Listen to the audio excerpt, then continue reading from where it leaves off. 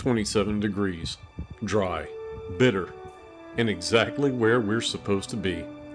Sunrise at camp doesn't just bring the light, it brings the realization that the Texas winter isn't playing around. I'm Don. Last night was a survival test for the gear and a lesson in patience, but we didn't just come out here to hunker down. We're on a mission to find the Athens of Texas, a place hidden in the rolling oaks of the republic that time almost wiped off the map. Grab your coffee and hunker down. This is the Texas Ghost Town series. Let's get to work.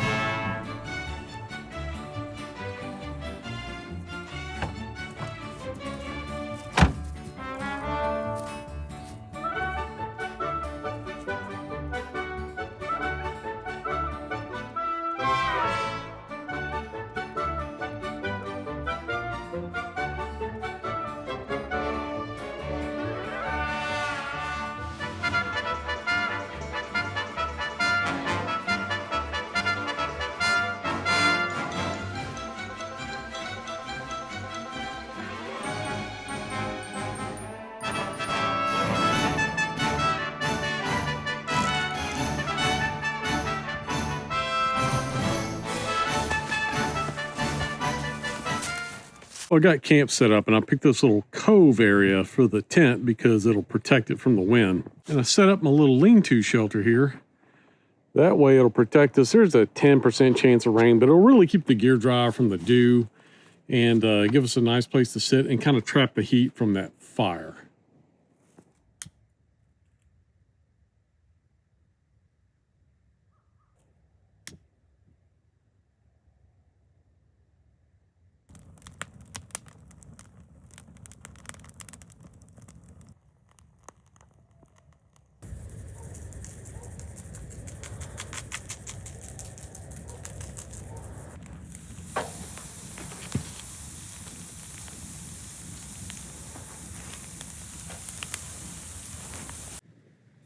Can't have greens without a little Tabasco.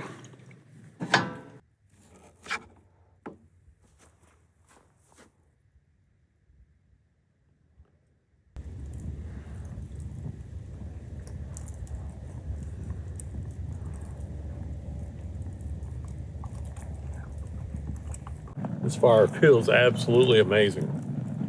Dinner's done, and about an hour ago, it's cold. About an hour ago, I was fighting with this lean-to shelter. It was not wanting to cooperate with me because the wind was blowing a little stronger. Fire pit was in the wrong place, got it relocated. And now that I've got this up and the fire here, it's actually pretty comfortable right now. But those temperatures are dropping fast. We're headed to like 29 degrees as the low. So no precipitation this weekend, just a hard freeze. So we won't have to fight with the ice this time. I've got the diesel heater prepped and ready to go. Before we head to the tent for the night, we'll go ahead and we'll crank that up. I tried it again at home and it was able to fire right up just with my power station. I'm thinking that maybe the initial startup required more juice, and so I had to use the Gladiator on the last camp. So we're going to try it again tonight, see if we can't get that thing to fire up and run on just the power station. That'd be great. So we'll do that before we head to bed. I'm really glad that you guys have come along with me on this one. Right now, I'm sitting at 7,200 subscribers. Thank you all so much. My goal is to reach 10,000 by the end of the year.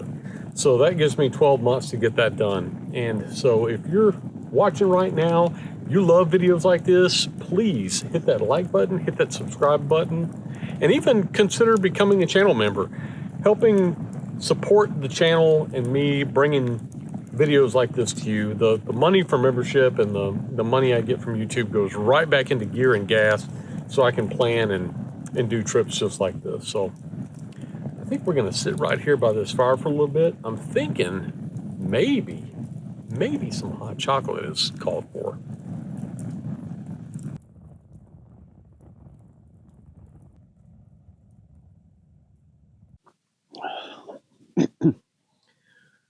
On a cold winter's night, nothing beats hot chocolate around a campfire.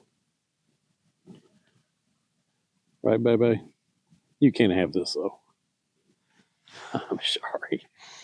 Ooh, you're nice and toasty. You warm in your chair. She still refuses to put her jacket on, but I guess this will do for now. She's staying pretty warm, and we're enjoying this fire.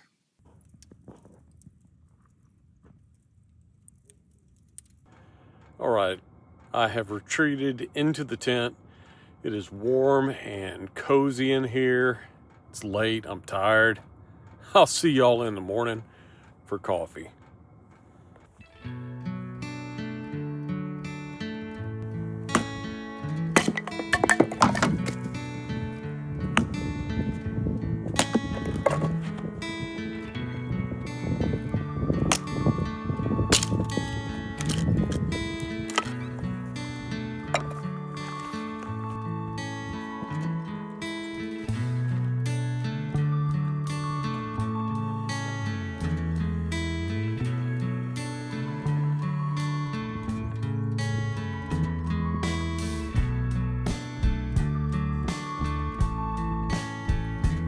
Good morning from camp.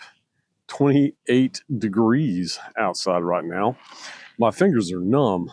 I'm glad that I put the tent over in that little cove last night because it really helped block the wind. Wind gusts picked up to around 15 miles per hour last night, and my lean-to shelter blew over. The ground is really soft, so the stakes are going in super easy. So that may be something I have to fight with throughout the day or tonight too. We'll see. Right now, I'm just happy I've got my coffee and it's warming me up from the inside out.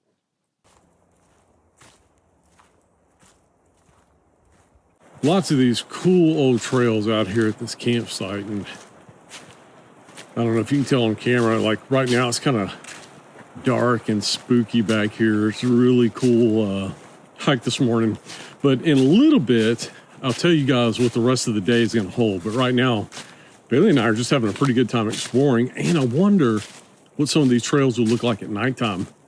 Maybe that's something we can do tonight.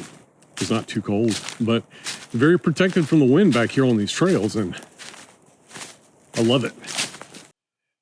After wrestling with the lean-to shelter, dealing with the cold and the wind, I'm excited for this treat that we have this morning. In the mid-1800s, the town of Independence, Texas was the center of wealth and power for the Republic. Today, it's nothing more than just some haunted ghost ruins of places like Baylor University. Independence, Texas was home to two colleges, the Baylor Men's College and the Baylor Women's College. After the railroad bypassed Independence, the Men's College picked up and moved to Waco, Texas, and the Women's College moved to Belton, Texas. Let's head out that way and get the Jeep loaded up so we can see what remains in Independence today. Stepping onto these grounds feels like stepping into a dream that Texas forgot to finish. Once known as the Athens of Texas, Independence was the intellectual heart of a young republic. Today, these four massive stone columns are all that remain of the Baylor Female College. Sentinels, standing watch over a silence that's been growing since 1886. The ruins are framed by these massive, sprawling live oaks, trees that were likely saplings when Sam Houston walked these same paths. Their limbs are heavy and twisted, reaching down toward the ground like they're trying to hold on to the history of this place. They act as the silent sentinels of independence, shading the same ground where the first generations of Texans once studied.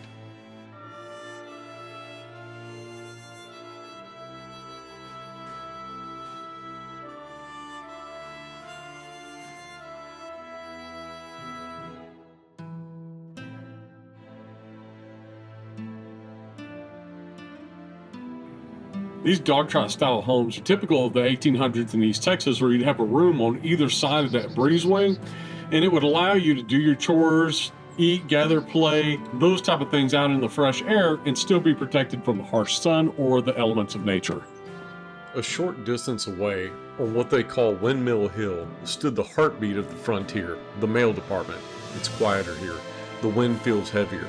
This hill was once the final resting place of the university's founder, Judge Robert Emmett Bledsole Baylor. He was buried right here on the grounds he built, as if to stand watch over his legacy forever. But even he was eventually taken from this soil, exhumed and moved away decades ago.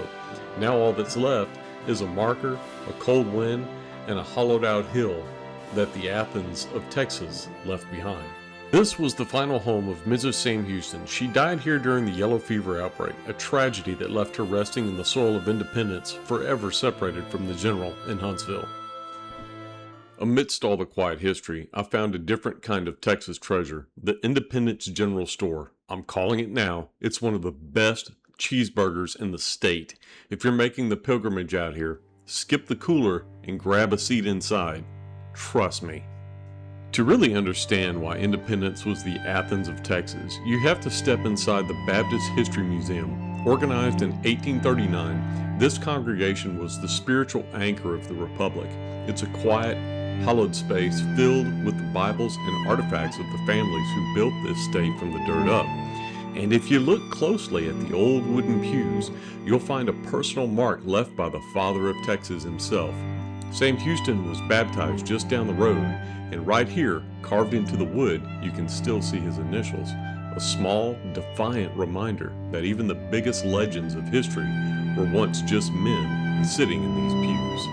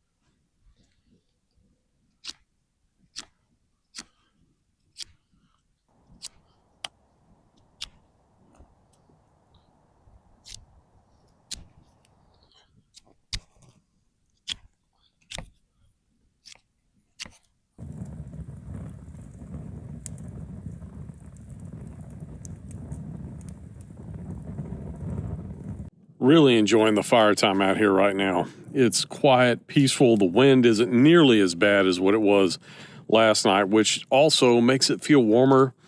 This lean-to structure is holding up well. It's keeping it warm under here. Won't be long before I'm ready to throw some cheddar dogs on the fire.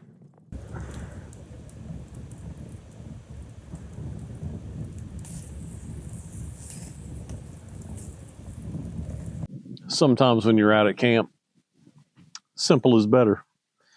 In this case, enjoying a nice cheddar dog, fresh off the fire. Probably gonna have a couple of these.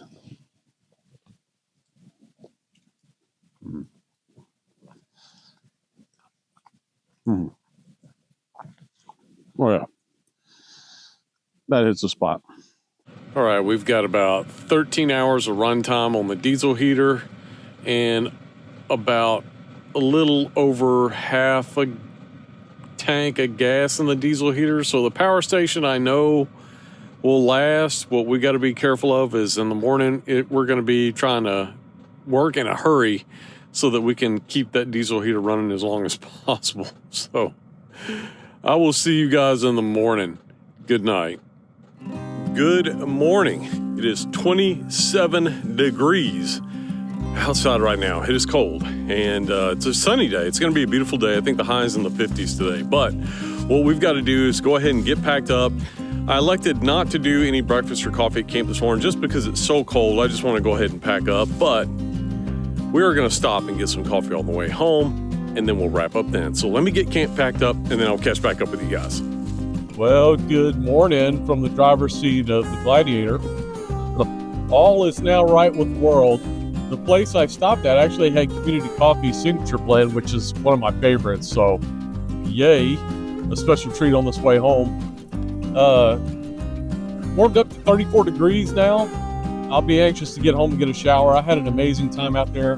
Really fun time learning about independence, and the historical aspects of that is always interesting to me. Please make sure that if you've made it this far, you please like and subscribe to the channel if you're not a subscriber already, and consider joining as a member if you'd like to see some more in-depth type videos and behind-the-scenes type footage. Also, if it's not too much to ask, please make sure if you're watching on a mobile device that you hype the video. That way it gets promoted and it helps the algorithm push it out there for more people. So thank you guys so much for coming along with me on this one. I had a blast as always. And so until next time, I'll see you down the trail or around the campfire.